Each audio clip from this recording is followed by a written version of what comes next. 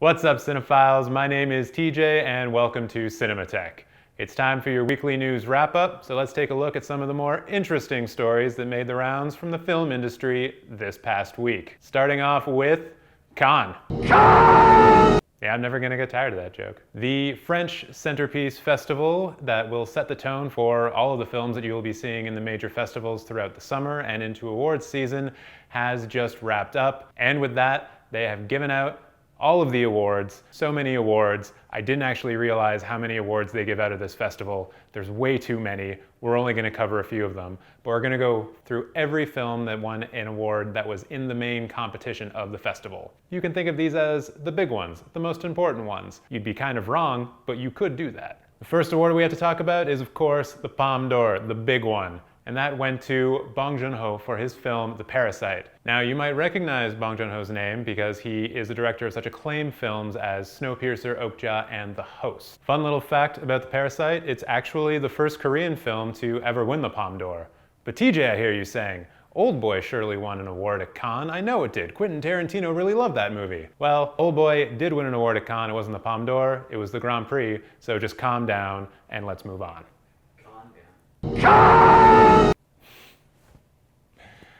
Oh, God. Speaking of the Grand Prix, that was won by Atlantics, by Mati Diop. And it is the first film to be screened in competition at Cannes that was directed by an African-American woman, so congratulations on that.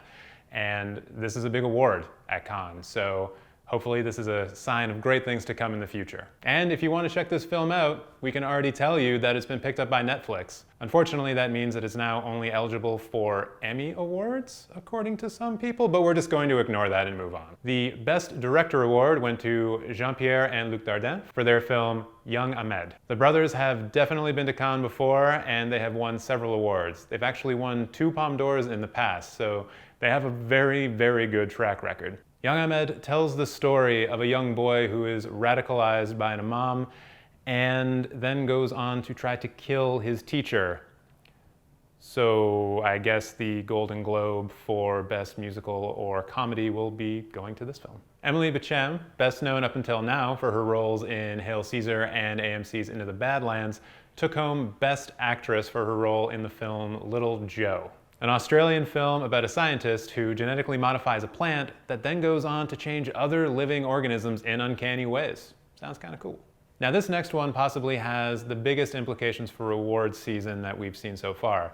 Obviously, the films that get jury prizes and the Palme d'Or and the Grand Prix, those films all have a very good chance of getting nominated into the Best Foreign Language category of the Oscars, if they're done in foreign languages, of course. But from what I've been hearing from analysts, the fact that Mr. Antonio Banderas won Best Actor at Cannes for his role in Pain and Glory, people are taking this as a very good indication that he will be going head-to-head with Leonardo DiCaprio in the Best Male Lead category. I have to start this next one with an apology to Celine Sciamma. Oh, the light just went out. But at the same time, she's probably still pretty happy because she just won the award for Best Screenplay at Cannes for her film Portrait of a Lady on Fire. The film also won the Queer Palm, which is awarded to the best LGBTQ film in the entire festival, which includes films in main competitions and outside of the main competition. And based on my reading of Celine's name in that last award shout out, I'm just gonna read off my cell phone right now for these next ones because I just don't stand a chance.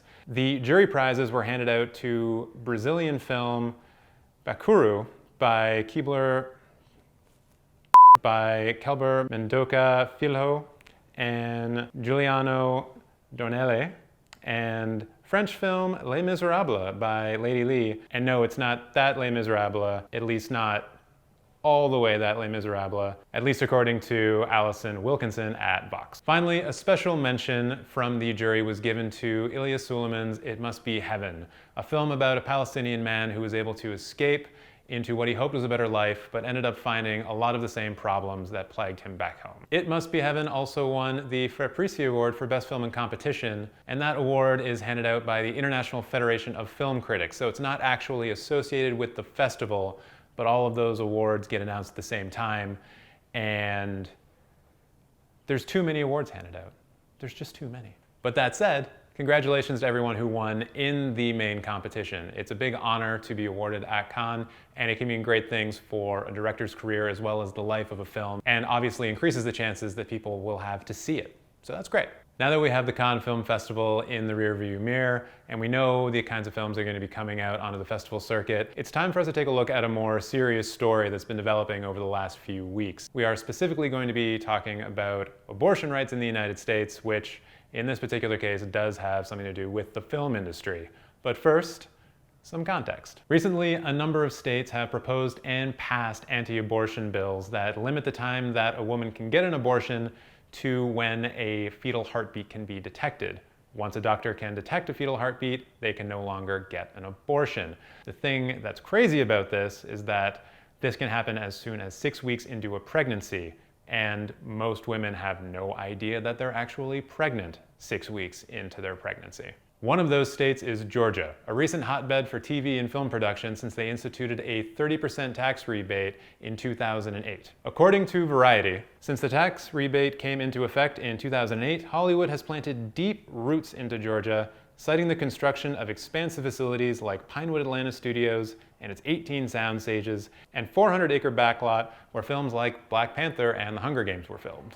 Last year in Georgia, about 92,000 jobs were credited to the presence of the film industry there, and the film industry contributed about $9 billion to their economy. So not exactly pocket change. Since the Heartbeat Bill has been signed, people have been waiting for major Hollywood studios to step in and at least say something about the situation. A lot of their productions, a lot of their employees, a lot of freelancers who work on those films are going to Georgia and are going to have their rights severely restricted. And so people are wondering what the major Hollywood studios have to say on this matter, if anything at all. Well, there's no more wondering. On Tuesday, Jeff Sarandos, the chief content officer of Netflix, proclaimed that if the Heartbeat Bill were to be passed into law in Georgia on January 1st, 2020, quote, Netflix would have to rethink its entire investment in Georgia. Then, a day later, Bob Iger, the CEO of Disney, made essentially the exact same proclamation. Now, when Disney gets into it, that's when it becomes a big deal. Netflix is a big media company, no one's disputing that. But the amount of money that they're actually spending in the state right now is far less than what Disney is. Look at what Netflix makes in Georgia. The most well-known property they have that's made there is Ozark. Now, look at Disney. They're putting out 2 to 3 MCU films a year, most of which get shot in Georgia in some way. So you're talking about Avengers Endgame never being shot in Georgia. You're talking about Black Panther never being shot in Georgia. Films that have $200, $300, $400 million budgets will no longer be shot in Georgia because for some reason they don't want to respect the rights of women.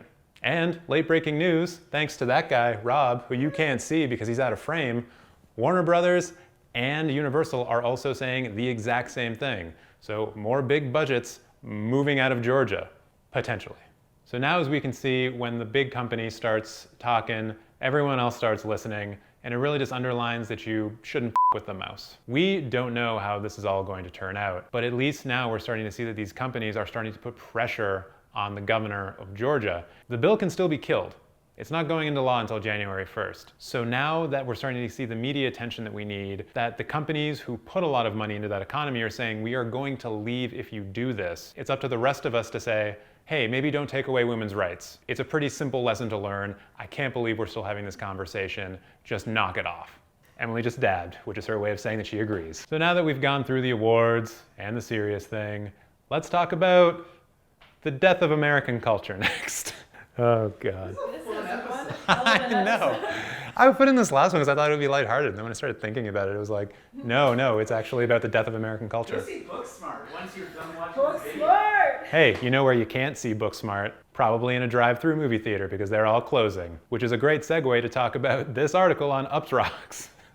So Uproxx posted an article talking about the top 10 movie drive-ins that you need to go to before they all get turned into condos and presumably cornfields. The article does a great job talking about the history of drive-in movie theaters, how they were a cultural touchstone in the 50s and 60s in rural America, and that they're now essentially all disappearing. I think a lot of people who grew up in these areas will remember going to see films like Jaws and E.T. and other things that Steven Spielberg had a part in. And for the people who weren't able to ever experience this, you should get on that. because this is all going to be gone and we will lose yet another interesting, different way to watch film. The cool thing about the list of drive-ins is that they're from all over the country. There's a couple in Texas, there's some in New York and Vermont and Oregon, and the article also points out that there's still about 300 to 400 drive-ins, maybe even more, still open all throughout America. So you could easily turn this into a road trip adventure. Go see a film at what is essentially a landmark that might be destroyed. And I think that could actually be a pretty fun thing to do during the summer. So clear your schedules, clear your calendars, because you're going on a road trip if you want to. I can't force you to do anything, but I think you should. I think you should try. Please try. Save film. And with that heartfelt plea, we are at the end of this weekly news wrap-up. Please let us know what you thought about all the news articles we talked about today. If the comments were ever going to turn into a toxic cesspool, it's probably going to be in this video. But we still want to hear what you have to say about everything we talked about. What do you think about the abortion bill in Georgia and how the major studios are reacting to it? How do you feel about all of the winners at Cannes, and which films are you the most excited to see? And will you be going to a drive-thru? Better yet, why don't you tell me your fondest memory from going through a drive-thru when you were younger, or maybe from when you were there last week? I don't know, there's just not many of them, so I feel like that's not a possibility. Anyways, that's all from me. Hope you have a great day, and make sure to come back to Cinemateq, where we're gonna do all of this again in 7 days. And go see Booksmart! And go see Booksmart, that's what Emily says.